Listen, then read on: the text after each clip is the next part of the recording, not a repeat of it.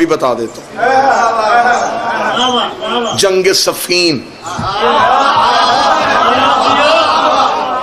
مولا علی نے مالک اشتر سے کہا مالک جی بادشاہ حملہ کر کے مالک اشتر گھوڑے کی زین پہ آئے، علی کا کمانڈر تھا، سپہ سالار تھا علی کا، ایسی بہادری کے ساتھ مالک اشتر دشمن کے سامنے گئے، انہوں نے مالک اشتر کو آتے دیکھا، جلدی سے ہاتھوں میں قرآن اٹھا کے پڑھنا شروع کر دیا۔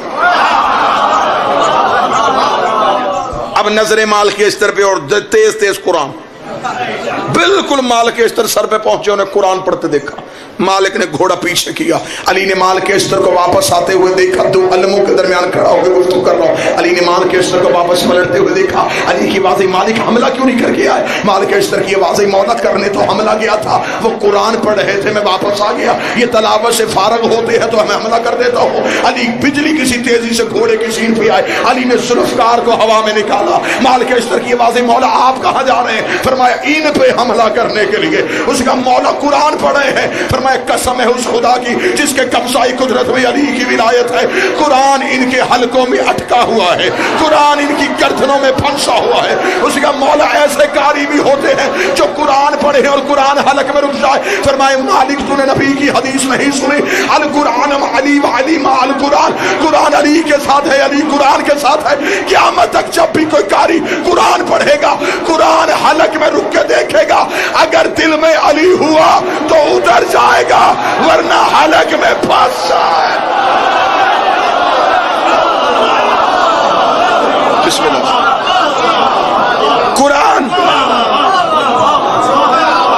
قرآن دل میں اترتا ہے اگر علی ہو، علی نہیں تو قرآن یہاں رک جائے، پھنس جاتا ہے قرآن۔ اب میں ایک بات کرنے لگا، یوں ہوا کے جھونکے کی طرح گزرنے لگا۔ مولا نے فرمایا اگر دل میں علی نہ ہو، قرآن حلق میں پھنس جاتا، حلق میں کوئی چیز پھنس جائے، آنکھیں باہر آ جاتی ہیں اور پھر اندھا ہو جاتا ہے۔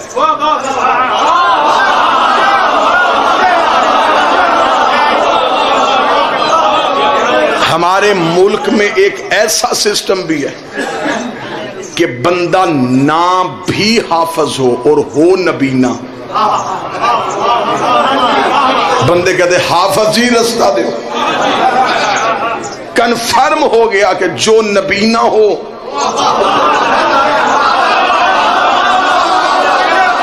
وہ حافظ ہوتا ہے۔ قبلہ مبلغ اعظم مولانا اسماعیل علیہ مقامہ سے ایک مولوی نے کہا تھا مولوی اسماعیل شیعوں میں حافظ کیوں نہیں ہوتے؟ انہوں نے کہا حافظ ہیں اندھے کوئی نہیں۔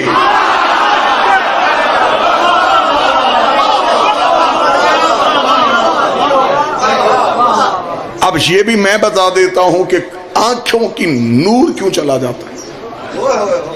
قرآن تو روشنی دیتا ہے، قرآن کہتا ہے میں تو سیاہیاں صاف کرتا ہوں، تو پھر بندے پڑھیں اور یاد کریں قرآن اور آنکھوں میں نور ہی نہ ہو۔ میرے چھٹے بادشاہ کے پاس ایک بندہ آیا تھا، اللہم صلی اللہ محمد، مولا امام صادق کے پاس۔ اس کا مولا میں نے قرآن یاد کر لیا۔ امام نے کہا بہت اچھا کیا، لیکن جب بھی پڑھنا دیکھ کے پڑھنا۔ میں فلسفہ بتانے لگا، اس کا مولا میں نے یاد کر لیا ہے، فرمایا اچھی بات ہے لیکن جب بھی پڑھنا دیکھ کے پڑھنا۔ اس کا مولا جب میں نے یاد کر لیا ہے تو مجھے دیکھنے کی ضرورت کیا ہے؟ امام نے کہا قرآن صرف پڑھنا عبادت نہیں، آیتوں کو دیکھنا بھی عبادت ہے۔ اس کا مولا بغیر دیکھے پڑھوں گا تو کیا ہوگا؟ فرمایا خدا آنکھوں کا نور چھین لے گا۔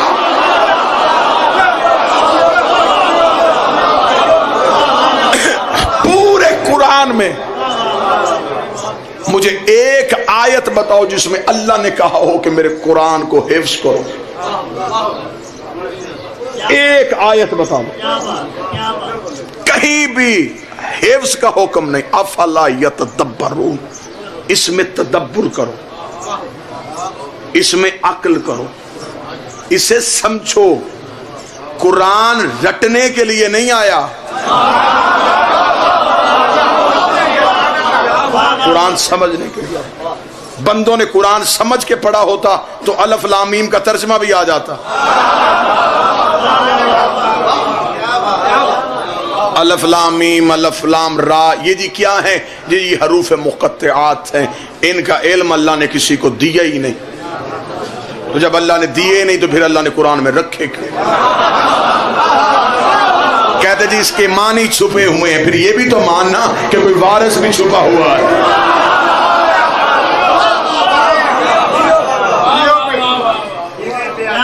ایک شخص نے کوفے میں آ کے میرے مولا علی سے سوال کیا. اس نے کہا یا علی قرآن کا دعویٰ ہے کہ قرآن میں ہر چیز کا ذکر موجود ہے. مولا نے فرمایا بے شک یہ دعویٰ قرآن کا ہے. اس کا مولا ہر چیز کا ذکر ہے. مولا نے فرمایا ہر چیز کا ذکر ہے. مسکرا کے کہنے کا مولا نبی کل کتنے ہیں؟ مولا علی نے فرمایا کم و بیش 1,24,000. اس کا نام قرآن میں کہیں نہیں. 29 نبیوں کے نام ہے قرآن میں, باقی نام قرآن میں نہیں. یا تو نام دکھائیں یا پھر یہ نہ کہیں کہ قرآن میں ہر چیز کا ذکر ہے. کتنا اچھا ہوا کہ یہ سوال علی سے ہو گیا.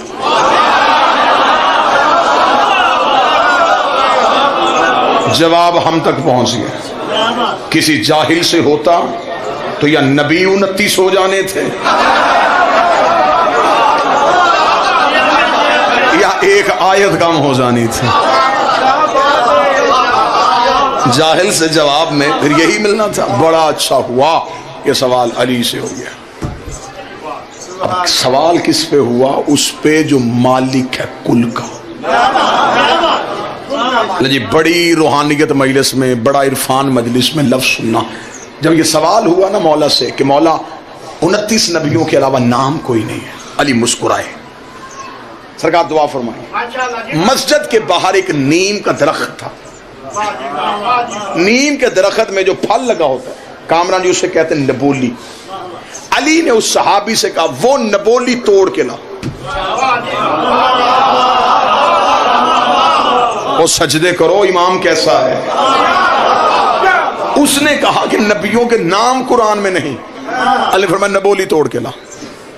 اس نے نبولی توڑی, علی کے ہاتھ پہ رکھی. مولا نے فرمایا اس کے اندر تیرے سوال کا جواب ہے.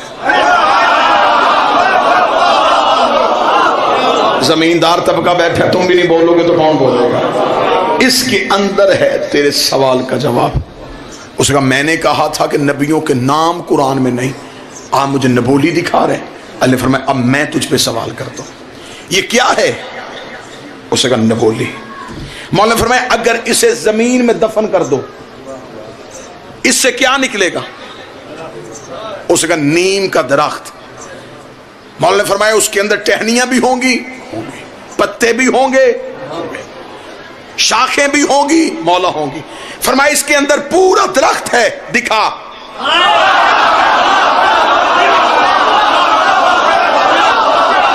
باہر سے تو کہیں سے نہیں آنا, اس کے اندر سے آنا ہے نا, تو دکھا دے. اس نے مسکرا کے کہا یا علی ایسے سمجھ میں نہیں آئے گا جب تک زمین کے حوالے نہیں کرو گے. فرمایا نبولی زمین کے حوالے نہ کرو, یہ سمجھ میں نہیں آتی. قرآن جب تک وارث کے حوالے نہیں کرو گے قرآن کیسے سمجھ؟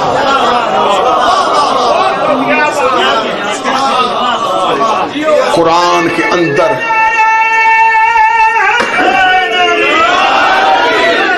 قرآن کے اندر ایک چھپی ہوئی کتاب ہے, کتاب مکنون, ایک چھپی ہوئی کتاب ہے, سوائے معصوم کے کوئی نہیں بتا سکتا. اس لیے ہم کہتے ہیں کہ قرآن کے ساتھ وارث کا ہونا ضروری ہے. جو بندے نے دعویٰ کیا تھا نا کہ حسبنا کتاب اللہ, بس قرآن کافی ہے. اگر صرف قرآن کافی ہوتا تو عدالتوں میں صرف قانون کی کتابیں ہوتی, جج نہ ہوتے.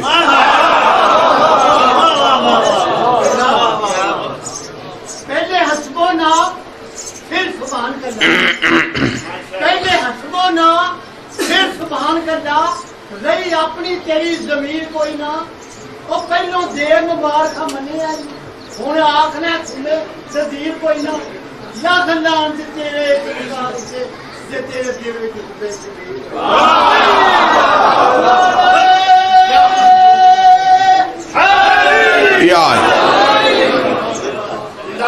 توجہ صاحب کیا کہنا